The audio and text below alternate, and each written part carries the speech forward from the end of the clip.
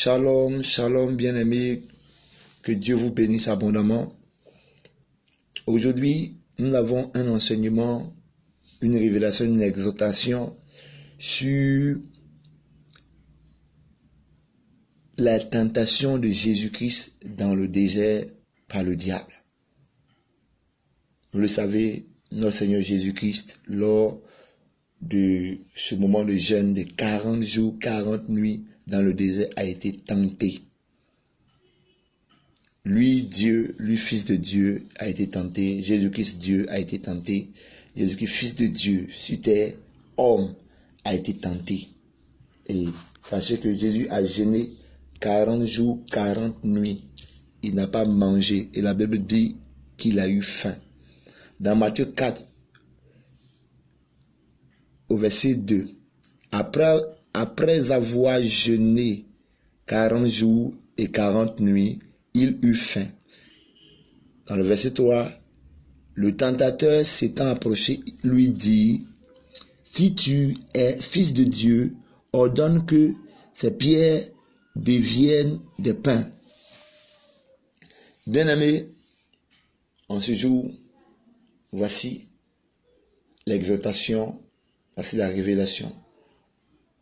Chaque personne sur cette terre et chaque personne qui croit en Jésus va passer par cette tentation. Chaque personne. Sans même besoin que tu aies fait un jeûne de 40 jours. Chaque personne. Ça montre ça montre le premier niveau de la tentation. La première tentation. Il y a dans la parole de Dieu le roc. La Bible dit dans Jérémie 23 au verset 29.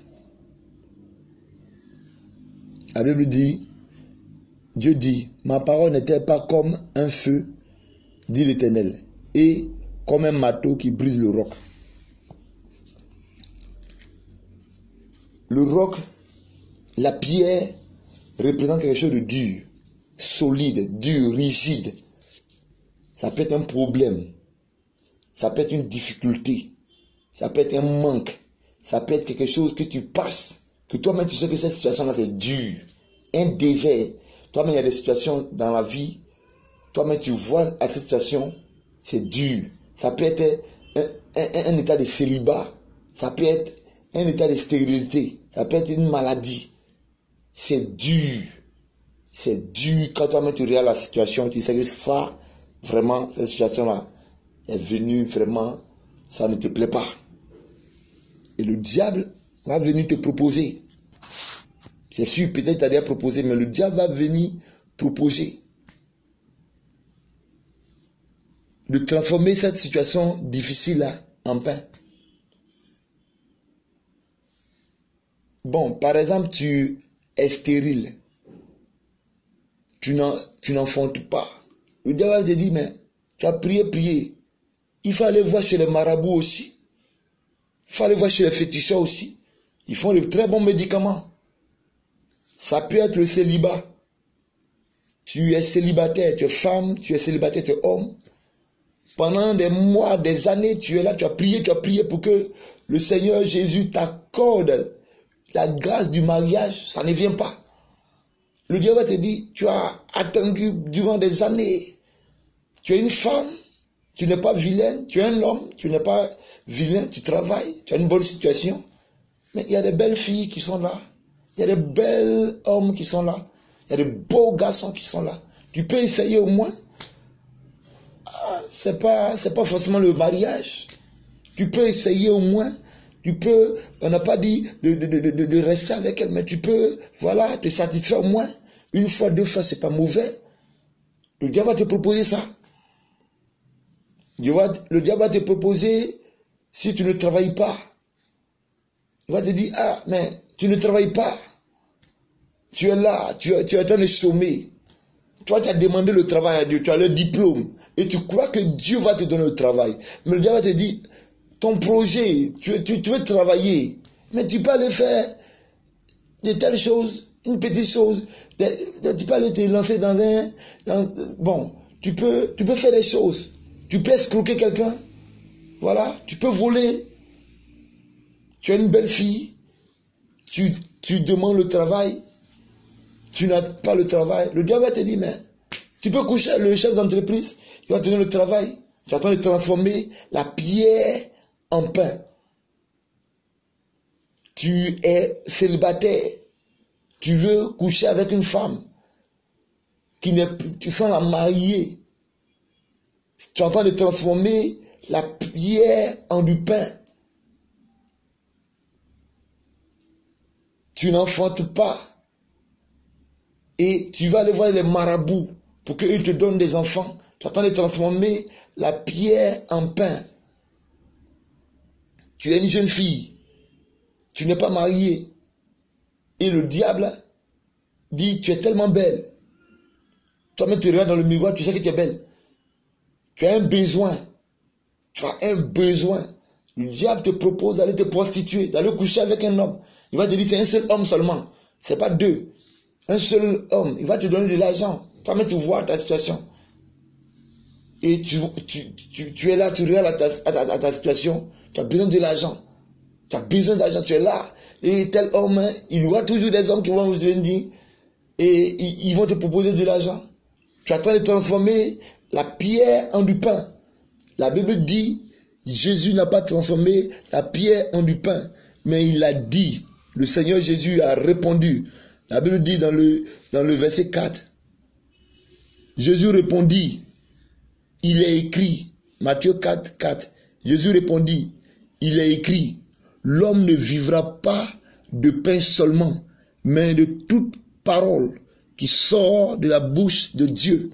Alléluia. Bien-aimé, l'homme ne vit pas de pain seulement.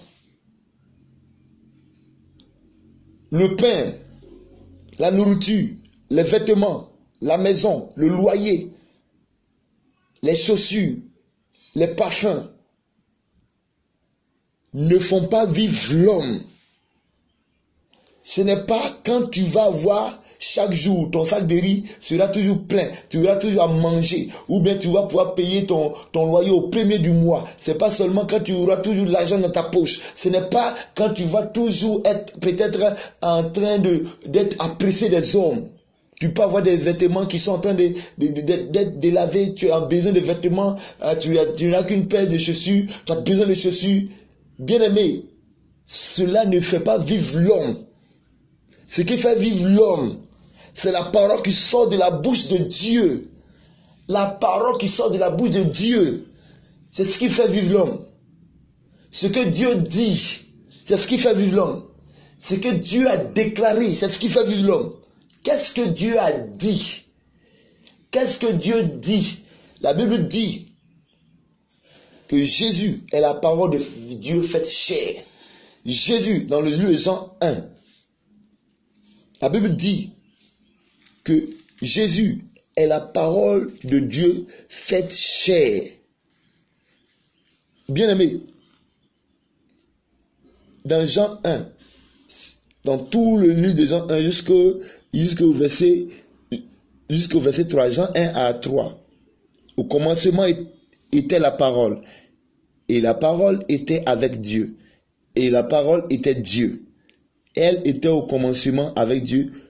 Toutes choses ont été faites par elle et rien de ce qui a été fait n'a été fait sans elle.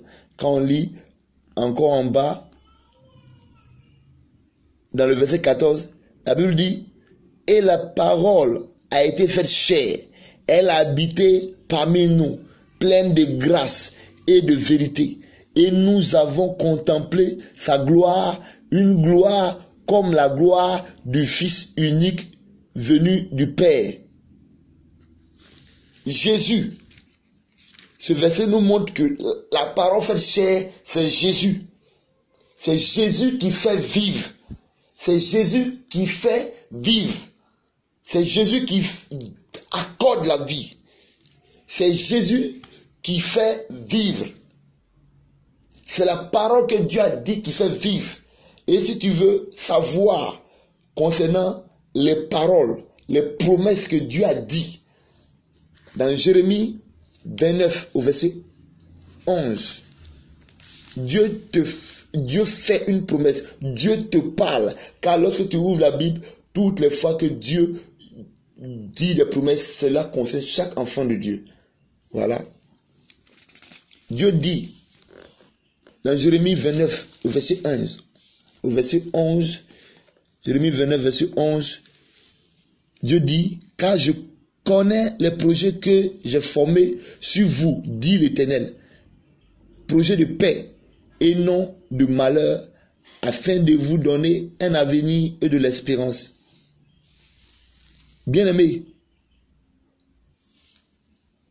Dieu dit au verset 12, vous m'invoquerez et vous partirez, vous me prierez et je vous exaucerai, vous me chercherez et vous me trouverez, si vous me cherchez de tout votre cœur. Je veux te dire, bien-aimé, particulièrement à toi qui écoutes ce message, que quel que soit ton problème, si tu cherches Dieu de tout ton cœur, tu vas trouver Dieu. Parce que Dieu ne ment pas. Tu as des problèmes en ce jour. Tu sais que tu es en train d'écouter cette vidéo, cet enregistrement, ce message. Tu es en train d'écouter cette exhortation. Tu as des problèmes.